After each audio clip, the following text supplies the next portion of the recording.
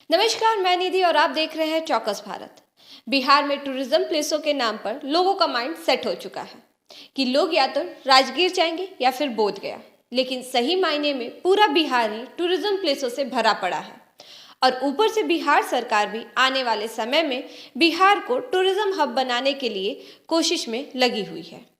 इसी क्रम में अब बिहार के उस जिले को टूरिज्म हब बनाने के फिराक में सरकार है जहां पर देश का 44% यानी 44% सोने की खान पाई गई है। जी हां, मैं बिहार के जमुई जिले की बात कर रही हूं। यहां आने वाले समय में बिहार सरकार जमुई जिले को टूरिज्म हब के रूप में विकसित करने का काम करने वाली है।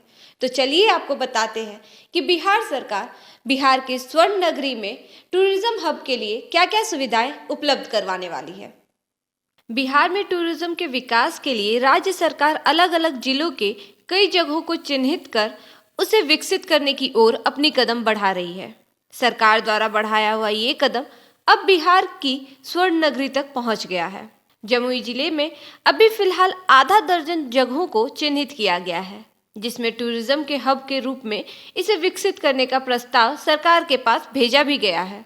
जमुई की इन चिन्हित जगहों में से एक जगह ऐसा भी है जहां पर आने वाले समय में टूरिज्म की भीड़ जुटेगी, क्योंकि उस जगह पर बिहार का पहला हैंगिंग ब्रिज बनाने का प्रस्ताव सरकार के पास रखा गया है। अगर सब कुछ ठीक रहा तो अगले साल तक जमुई इको टूरिज्म का हब बन जाएगा। वन, पर्यावरण एवं जलवायु परिवर्तन विभाग ने जिले के अलग अलग प्रखंडों के 6 जगहों को चयनित कर राज्य सरकार को इसका प्रस्ताव भेजा है। इन जगहों को इको फ्रेंडली और टूरिज्म के लिए विकसित करने की योजना बनाई गई है।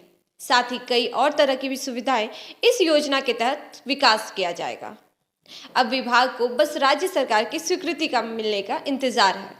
ये सभी योजनाएं बिहार में पर्यटकों को आकर्षित करने के दृष्टिकोण से बनाई जा रही हैं। सबसे जरूरी बात यह है कि देश में बढ़ते प्रदूषण को देखते हुए इन सभी जगहों पर पर्यावरण संरक्षण को ध्यान में रखते हुए आधुनिक तकनीक से पर्यटन को बढ़ावा देने के लिए कई प्रकार के निर्माण कार्य किए जाएंगे, जिससे इकोसिस्टम अपना काम अच्छी तरह से करता रहे। तो चलिए आपको बता दें कि जमुई के वे 6 जगह कौन कौन से हैं जहां पर इको टूरिज्म को बढ़ावा दिया जाएगा।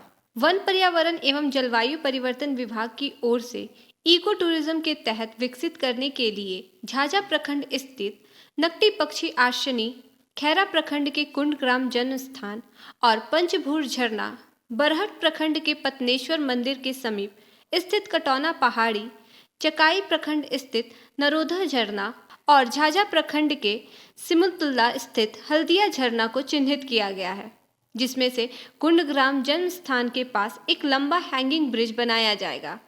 आसान भाषा में जिसे हम हवा से लटकता हुआ पुल कहते हैं। ये ब्रिज अपने आप में एक आकर्षण का केंद्र होगा।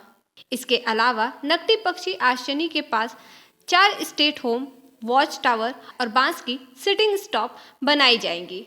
साथ ही पंचभूर झरना के पास, कटौनी पहाड़ी के पास और नरोधा झरना के पास ट्रैकिंग रूट के साथ पर्यटन विभाग के दिशा निर्देश के अनुसार कई प्रकार के सुविधाओं को भी विकसित किया जाएगा। इन सभी स्थलों पर स्थानीय लोगों के सशक्तिकरण और बाहर से आने वाले पर्यटकों की सुरक्षा को ध्यान में रखकर इको डेवलपमेंट कमेटी का भी गठन किया जाएगा।